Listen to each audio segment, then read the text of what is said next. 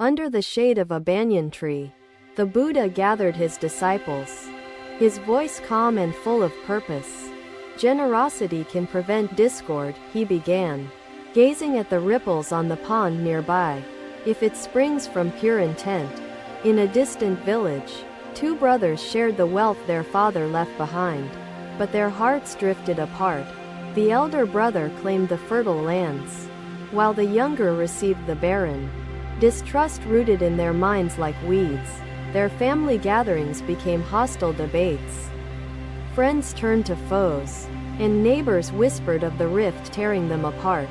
The bonds of a family, Buddha said softly, are fragile, yet can be mended through giving that heals wounds. One day, the younger brother sought counsel from a hermit living by the forest's edge. His voice heavy with pain. I wish to restore our bond, he said. His eyes clouded with hurt. But my heart feels heavy with resentment. The hermit handed him a clay bowl and said, fill this bowl with water until it overflows. Then give it. Confused but willing to try, the younger brother obeyed, pouring water until the bowl brimmed. Droplets shimmering in the sunlight, he approached his elder brother with the bowl, offering it humbly, his words steady, his gaze unwavering. I seek harmony. The elder brother took the bowl in silence, its weight a reminder of their shared childhood, their moments of unity. A memory surfaced, laughter by the river, games in the fields, secrets shared under the same roof, warmth once unbroken. Buddha paused, letting the moment of reflection settle among his disciples. As the breeze carried the scent of blooming flowers, generosity, he continued, is not a transaction, but a gesture that rekindles the spirit of love and harmony among hearts. The brothers began to rebuild their bond, not through grand speeches, but simple acts of kindness, like planting seeds together. As seasons passed, their trust grew stronger, their laughter returned, and the village, once divided, embraced their unity with grace. Peace, Buddha said, finds its home in families where generosity flows like water, reaching even the roots in the deepest soil. The disciples listened intently, their minds painting the image of the brothers, their hearts understanding the weight of Buddha's wisdom. His voice softened further. Harmony is a fragile lotus.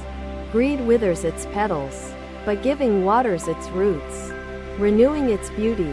One disciple raised a question. Master, how do we practice generosity when our hearts feel weighed down by our own burdens? Buddha turned to him, his gaze steady. Generosity heals not just others, but also the giver. For in giving, hearts find release. The clay bowl the younger brother carried, Buddha explained, symbolized his choice to offer trust and hope over bitterness. In unity, the family discovered the strength to overcome the pain of greed, and generosity became their shield against discord. The lotus in their garden bloomed anew, its petals vibrant and resilient, a metaphor for the love that overcame division.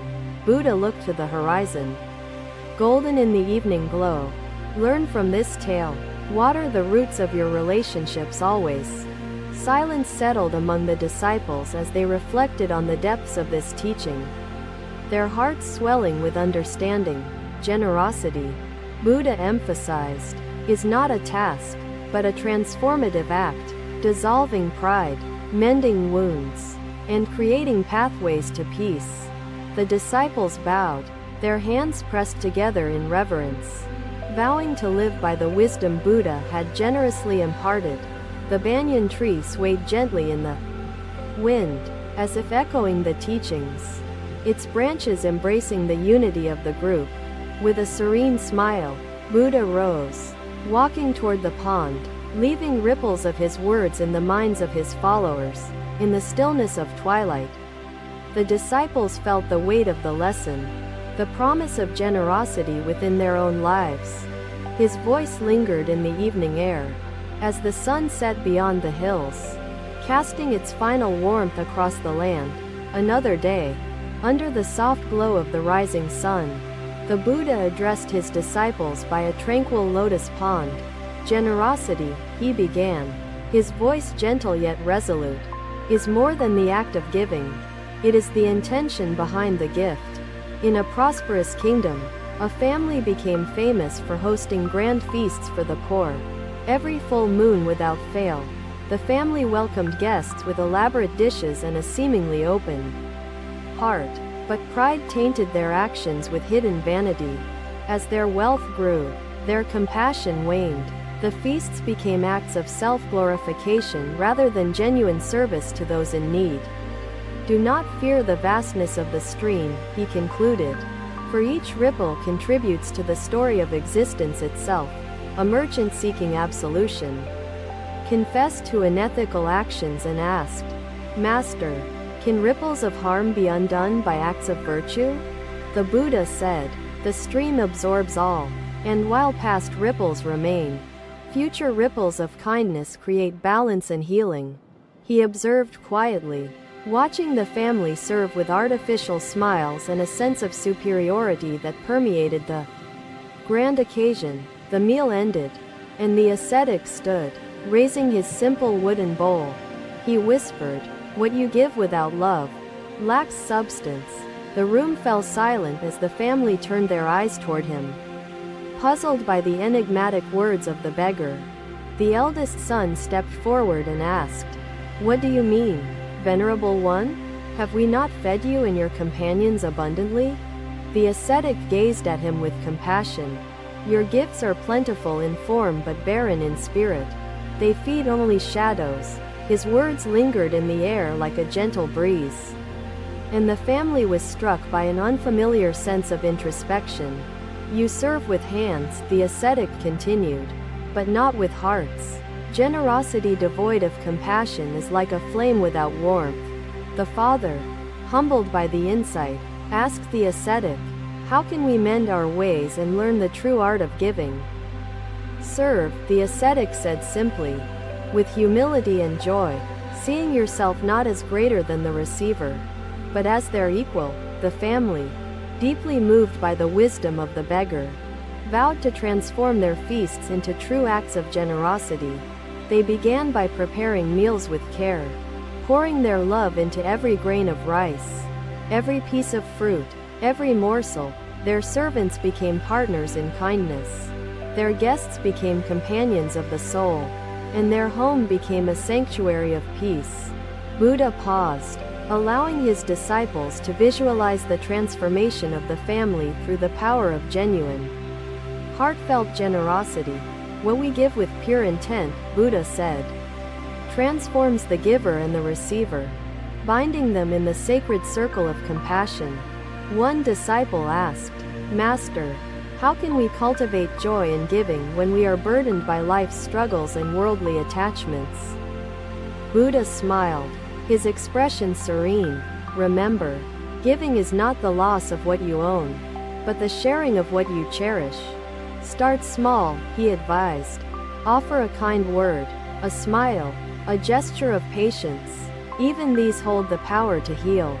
The family, Buddha continued, discovered that their humility brought them more satisfaction than their pride, more unity than their wealth. Their feasts became a celebration of equality. Their guests left not just with full bellies but with hearts brimming with joy. The ascetic, Buddha revealed, was but a mirror to their own hearts, reflecting the emptiness they had masked with extravagance. The disciples nodded in understanding, their minds illumined by the story, their hearts inspired to emulate the family's transformation. Generosity, Buddha concluded, is the silent feast of the soul, nourishing all who partake of it, including the one who gives. He gazed at the pond, its surface mirroring the sky, and said, May your acts of giving ripple far beyond your sight. The disciples bowed deeply, their spirits alight with gratitude for the profound teaching the Buddha shared with infinite compassion. The sun climbed higher, casting its light over the pond, as if blessing the wisdom spoken under its golden warmth. Another day, as the sun began its descent beyond the horizon, The Buddha gathered his disciples under a wide, ancient tree. Unity is the garland, he began, his words flowing like a gentle stream, binding hearts together with threads of compassion and understanding. A nobleman approached me, his shoulders heavy with the burdens of endless disputes within his family. His voice trembling with despair. My household quarrels over wealth and status, he confessed. Greed has turned them into strangers. I seek your wisdom for peace. I handed him a garland of fragrant flowers, each bloom vibrant and fresh, and said, "This represents harmony. Take it to them." The nobleman returned to his home, presenting the garland to his relatives, and spoke the words I had instructed him to say. "This garland is neither mine nor yours, but ours," he said. As he placed it gently around the neck of his mother, he repeated the gesture for his siblings. One by one, each action softening the tension and bitterness that had festered among them. The garland became a symbol of shared existence, reminding them of the love and bonds that were once cherished and whole. His household was filled with silence, not of anger, but of reflection, as they saw their disputes mirrored back through his actions. Generosity of spirit, I told the nobleman later. Men's rifts within hearts, dissolving the walls that greed and pride have built. The nobleman nodded, his face peaceful, knowing his family had rediscovered the essence of unity, as delicate yet enduring as flowers. Buddha turned his gaze to his disciples, their expressions intent, and said, "Let this tale guide you in times of conflict. Generosity is not the giving of material wealth alone," he reminded them, but the offering of patience, kindness, and understanding. One disciple asked, "Master, what if such gestures are rejected? How can we maintain peace when hearts remain closed to unity?" Buddha answered gently, "Even the soil resists the seed at first. Perseverance waters it until the roots find their place." The nobleman persevered through resistance within his family, using the garland as a reminder that unity outlasts pride's fleeting triumphs. His family's disputes, once fiery and consuming, subsided into conversations marked by mutual respect, as they learned to share joyfully. Buddha added, "Division feeds on bitterness, while generosity nurtures the bonds that sustain us." Even during the harshest storms of life, the disciples bowed, their hands pressed in reverence, vowing to carry forth the lesson of generosity into their lives and families. One disciple reflected aloud, "Master, the garland represents more than beauty. It becomes a living symbol of shared memories and hope." Buddha nodded, his expression serene. "Indeed, symbols anchor us to truths that surpass our words, binding us to intentions of harmony." The garland of the nobleman's family became an heirloom, passed down through generations, reminding them of their journey from discord to peace. It adorned their gatherings, not as a relic of the past, but as a living reminder to cherish and nurture unity every day. Buddha gazed at the sunset, its golden light painting the sky, and said, "May the garland of generosity unite all hearts." His disciples pondered the depths of the teaching, their hearts brimming with renewed resolve to embody generosity in their own lives. The distant sound of the evening breeze whispered through the leaves, as if carrying Buddha's message to all corners of the earth. In the fading light, his voice lingered, "Generosity mends wounds unseen, its touch gentler than time, yet its effect everlasting in spirit. My path is not in opposition. It is a flow of connection, a bond unbroken." Buddha walked toward the lotus pond, his footsteps light, as if guided by the very peace he spoke of to his followers. Darkness fell, yet his teachings glimmered within the hearts of the disciples, shining with the promise of unity through generosity forever.